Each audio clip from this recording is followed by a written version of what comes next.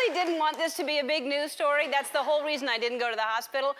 The paramedics wanted me to go to the hospital to get fully checked out, and I did not want to go because, number one, I have a show to do. The show must go on. I learned that from Ethel Merman early in my career. When I talk about Ethel Merman, I have to sing. And number two, I didn't want it to leak to the press. So that worked out. It's amazing how the story spread like crazy. I mean, what happened was I was having chest pains. I called the paramedics to come to my office. They checked me out and left. 5 minutes later, TMZ found out about it, and then it was everywhere. It was like a game of telephone because the story just kept escalating. One report said I was actually rushed to the hospital in an ambulance with the onset of a heart attack.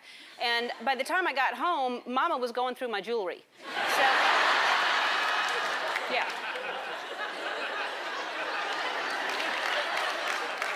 Portia said this phone was ringing all day long. People from Australia were calling, and when it got to Australia, the story was a dingo ate my baby. It had gone that far. But once again, I want to say I feel fine. Thank you for your tweets and your emails, and thank you to the paramedics, and thank you to all my coworkers here who offered mouth-to-mouth. Thank you so much. That's sweet of you. Thank you, Brian, Tony, everybody. I am going to check in with TMZ today to see if I'm going to pull through. All I know is right now I am healthy enough to dance.